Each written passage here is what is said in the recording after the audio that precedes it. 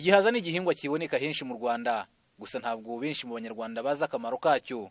Mukagahima Marie Ange we ni rwiyemezamirimo ukiri muto wamenye inyungu z'igihaza kuko agitunganya akacyongerera agaciro kikavamo ibiribwa bitandukanye birimo imigati na keke. Mukagahima Ange avuga ko usibye kuba atunganya igihaza kikavamo ibintu bitandukanye birimo imigati na keke, igihaza kandi imbuto zacyo ngo zishobora gutunganywa zigahekenywa kuko zirimo n'umuti uhambaye, ndetse abadashoboye kuba bahekenya imbuto arazitunganya zikavamo ifu. Nk'aka ngaka ushobora kugakoresha mu biryo bitandukanye, bityo ukaba wakwivura indwara zitandukanye. Inzuzi zikoropa cyangwa se zivana imyanda muri iriya mijyana ijyana amaraso ku mutima. Kwa kundi yumva ngo nk'umuntu yazibye ngo imitsi ijyana amaraso ku mutima, inzuzi noneho zo zivana ibyo binure byari bujye kwitambika muri iyo mijyana bikabuza amaraso gutembera neza. Ibintu by'imivuduko y'amaraso, aba diabetike murazi wenda ko kwa kenshi abantu barwaye zira ndwara za obesity na za diabete bajya bakunda kubabwira kurya ibihaza, nuko izo ntungamubiri arizo ziba ziri bubafashe cyane. Rero twebwe tugiye tubirya atari uko twarwaye cyangwa babidutegetse kwa muganga, byakabaye byiza kurushaho. Inzuzi kandi ikindi nayo bagiye kukubwira nuko ari nziza cyane ku bwonko, kuko ni kimwe mu bintu bigabanya stress cyangwa se umunaniro ukabije. Inzuzi ni umuti w'inzoka zo mu nda. Mva ni byinshi ntago nabivuga ngo birangize. Bitewe n'akamaro igihaza gifite ku buzima bw'umuntu, Mukagahima avuga ko afite intego yo gukwirakwiza ibikomoka ku gihaza mu gihugu hose, akorana n'abahinzi.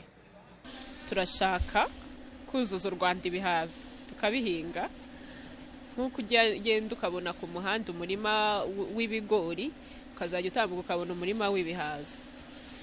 Hari abahinzi dushaka gukorana nabo, ni ababeneficiaire bacu, ni abamama bo mu cyaro bafite ubuhinzi budateye imbere cyangwa se butaba benefitinga nk'uko bihagije.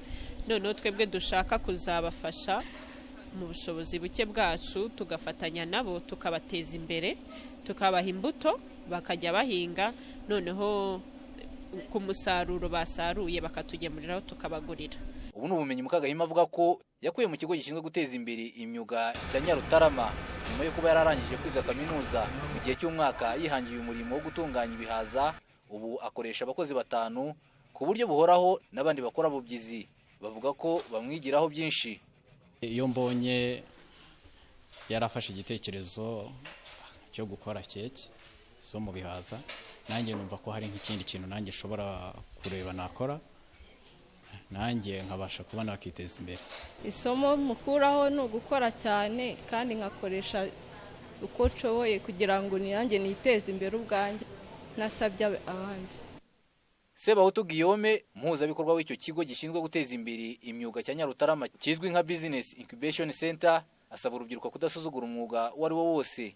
Icyo tukaningurira rubiko bareke gusuzugura ikintu kitwa umwuga. Umwuga wose urakiza, biterwa n'ukuntu ufitemo passion, ukuntu wikunda.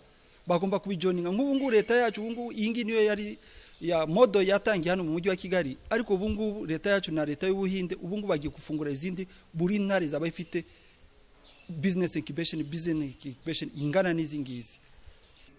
Mukagahima Marie Ange avuga ko igihaza kimwe ashobora kucyungukamo amafaranga 3,000 mu gihe aba yakiguze 1,000. Kwizera John Patrick, i Kigali.